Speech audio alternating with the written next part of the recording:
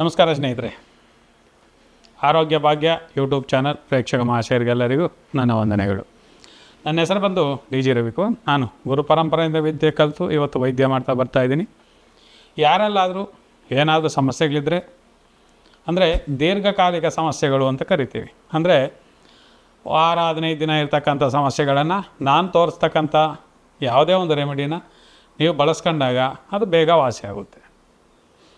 ಅಥವಾ 1 ವರ್ಷ 2 ವರ್ಷದಿಂದ ನಾವು ಈ ಸಮಸ್ಯೆಯಿಂದ ಬಳಲ್ತಾ ಇದ್ದೀವಿ, ನಮಗೆ ಇದಕ್ಕೆ ತಕ್ಕನಾದ ಔಷಧಿಗಳು ಬೇಕು ಅಂತಕ್ಕಂಥವ್ರು ಯಾರಾದರೂ ಇದ್ದರೆ ಕೆಳಗಡೆ ಬರ್ತಾ ಇರ್ತಕ್ಕಂಥ ನಂಬರ್ ಕಾಲ್ ಮಾಡಿದ್ರೆ ಅದಕ್ಕೆ ಸಂಬಂಧಪಟ್ಟಿರ್ತಕ್ಕಂಥ ಔಷಧಿಗಳು ನಮ್ಮಲ್ಲಿ ಸಿಗ್ತವೆ, ಕಳಿಸ್ಕೊಡ್ತೀವಿ. ಅದನ್ನು ಬಳಸ್ಕೊಂಡು ನಿಮ್ಮ ಆರೋಗ್ಯವನ್ನು ನೀವು ಸುಧಾರಿಸ್ಕೋಬೋದು.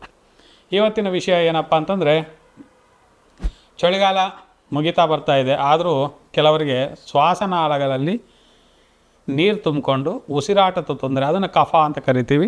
ಕಫ ಉತ್ಪತ್ತಿ ಆದ ನಂತರ ಏನಾಗುತ್ತೆ, ಕೆಮ್ಮುತ್ತಾ ಇದ್ದರೆ ಬರ್ತಾನೇ ಇರ್ತದೆ ಕಫ, ವಿಪರೀತ ಕಫ ಬರ್ತಾನೇ ಇರ್ತದೆ. ಅದ್ರ ಜೊತೆಗೆ ಇವ್ರಿಗೆ ಏನಾಗೋದ್ರೆ ಅಭ್ಯಾಸಗಳು, ದುರಭ್ಯಾಸಗಳು ಏನು ಅಂತಂದರೆ ಹನ್ಸು, ಪಾನಪರಾಗಗಳು ಅಥವಾ ಬೀಡಿ ಸಿಗರೇಟ್ಗಳು ವಿಪರೀತ ಇರ್ತವೆ. ಇಂಥ ಸಮಸ್ಯೆಗಳಿಂದ ಅಸ್ತಮ ಅನ್ನೋ ಒಂದು ಕಾಯಿಲೆ ಶುರುವಾಗ್ತದೆ. ಈ ಒಂದು ಅಸ್ತಮ ಕಫ ತುಂಬಿಕೊಂಡಾಗ, ಈ ಅಸ್ತಮ ಬಂದಾಗ ಏನಾಗುತ್ತೆ ಅಂದರೆ ಸಮಸ್ಯೆ ಭಾಳಷ್ಟು ಜಾಸ್ತಿ ಆಗ್ತಾ ಇರ್ತದೆ. ಅಂಥ ಸಮಯದಲ್ಲಿ ನಾವು ಏನು ಮಾಡಬೇಕು, ನಮಗೆ ಮನೆ ಔಷಧಿ ಏನಾಗಬೇಕು, ಅಕ್ಕಪಕ್ಕದಲ್ಲಿರ್ತಕ್ಕಂಥ ಔಷಧಿಗಳು ಯಾವ್ದು ಸಿಗ್ತವೆ ಅನ್ನೋದನ್ನು ನಾವು ವಿಚಾರಣೆ ಮಾಡಿ ಇಟ್ಕೋಬೇಕು. ನಿಮಗೆ ಸಮಸ್ಯೆ ಇದೆ ಅಂದ್ಕೊಳ್ಳಿ, ಆ ವಿಡಿಯೋನ ಸೇವ್ ಮಾಡಿ ಇಟ್ಕೊಳ್ಳಿ. ಸೇವ್ ಮಾಡಿ ಇಟ್ಕೊಂಡಾಗ ನಿಮ್ಗೆ ಯೂಸ್ ಆಗುತ್ತೆ ಮುಂದಕ್ಕೆ. ಯಾವ ರೀತಿ ಆ ಗಿಡಗಳನ್ನು ನೀವು ಯಾವುದೇ ಕಾರಣಕ್ಕೂ ತೊಂದರೆ ಕೊಡದೆ ಆ ಗಿಡಗಳನ್ನ ಬದುಕಿಸ್ಕೊಂಡಾಗ ಅದು ನಿಮ್ಮನ್ನು ಬದುಕಿಸ್ತದೆ ಕಾಯಿಲೆ ಬಂದಾಗ. ಆ ರೀತಿ ಒಂದು ಸಮಸ್ಯೆ ಇರ್ತಕ್ಕಂಥವ್ರು ಯಾರೇ ಆಗಿರಲಿ, ಮನೆ ಔಷಧಿಗಳನ್ನು ಭಾಳಷ್ಟು ನಾನು ತಿಳಿಸ್ಕೊಡ್ತೀನಿ.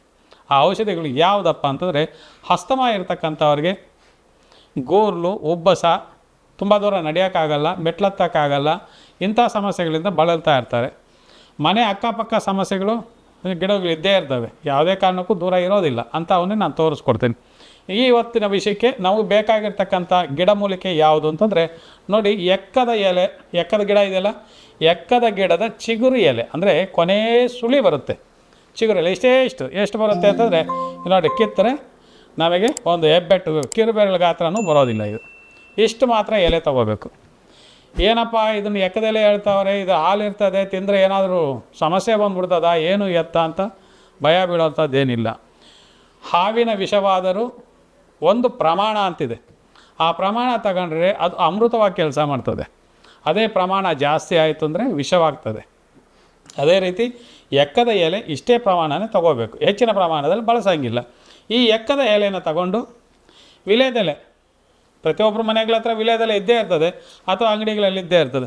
ಒಂದು ವಿಲೇದೆಲೆ ತಗೊಳ್ಳಿ, ಒಂದು ಎಕ್ಕದ ಎಲೆ ತಗೊಳ್ಳಿ, ಈ ಥರ ಇಟ್ಬಿಟ್ಟು ನೀಟಾಗಿ ಫೋಲ್ಡ್ ಮಾಡಿ ನಾವು ಬೆಳಗ್ಗೆ ಖಾಲಿ ಹೊಟ್ಟೆಲಿ ತಗೋಬೇಕು. ವಾಕಿಂಗ್ ಎಲ್ಲ ಹೊರಟಿದ್ದೀರ ಅಂದ್ಕೊಳ್ಳಿ, ಆವಾಗೇನು ಮಾಡಬೇಕು, ಅದೊಂದು 2 ಸೇರಿಸಿ ಬಾಯಿಗೆ ಹಾಕ್ಕೊಂಡು, ಅದು ಬಿಳಿ ಎಕ್ಕದ ಎಲೆನೇ ಉತ್ತಮ.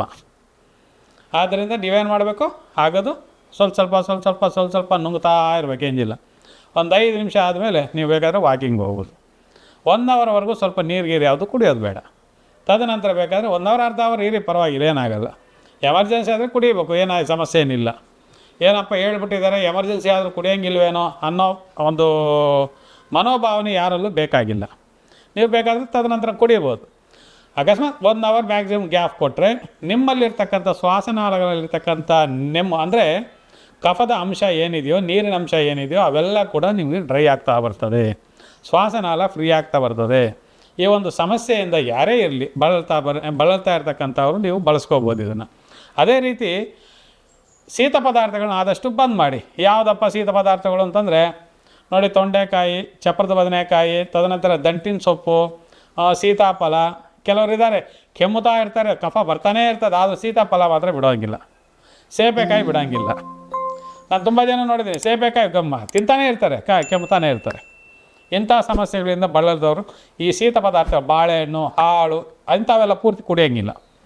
ಹಾಲು ಕೂಡ ಅಷ್ಟೇ, ಒಂದಷ್ಟು ಅರಿಶಿನ ಪುಡಿ, 1-2 ಬೆಳ್ಳುಳ್ಳಿ ಹಾಕ್ಕೊಂಡು ಕಾಯಿಸ್ಕೊಂಡು ಕುಡಿಬೋದು, ಬರೀ ಹಾಲು ಕುಡಿಯೋಂಗಿಲ್ಲ. ಈ ರೀತಿ ಪಥ್ಯ ಇದ್ದು ಕರೆಕ್ಟಾಗಿ ತಗೊಂಡ್ರೆ ನಿಮ್ಮ ಸಮಸ್ಯೆ ಬಗೆಹರಿತದೆ. ಅಕಸ್ಮಾತ್ ನಮ್ಗೆ ಅವೆಲ್ಲ ಮಾಡ್ಕೊಳಕ್ಕಾಗಲ್ಲ, ಸಮಸ್ಯೆ ಇದೆ, ನಾವು ತುಂಬ ವರ್ಷಗಳಿಂದ ಬಳಲ್ತಾ ಇದ್ದೀವಿ ಅಂತಕ್ಕಂಥವ್ರು ಯಾರಾದರೂ ಇದ್ದರೆ ಕೆಳಗಡೆ ಬರ್ತಾ ಇರ್ತಕ್ಕಂಥ ನಂಬರ್ಗೆ ಫೋನ್ ಮಾಡಿದ್ರೆ ಅದಕ್ಕೆ ಸಂಬಂಧಪಟ್ಟಿರ್ತಕ್ಕಂಥ ಔಷಧಿಗಳಿರ್ತವೆ, ಕಲಿಸ್ಕೊಡ್ತೀನಿ, ಬಳಸಿ ನಿಮ್ಮ ಸಮಸ್ಯೆಯನ್ನು ದೂರ ಮಾಡ್ಕೋಬೇಕು ಅಂತ ತಿಳಿಸ್ತಾ ಈ ಒಂದು ವಿಡಿಯೋ ಮುಗಿಸ್ತಾ ಇದ್ದೀನಿ. ನಮಸ್ಕಾರ.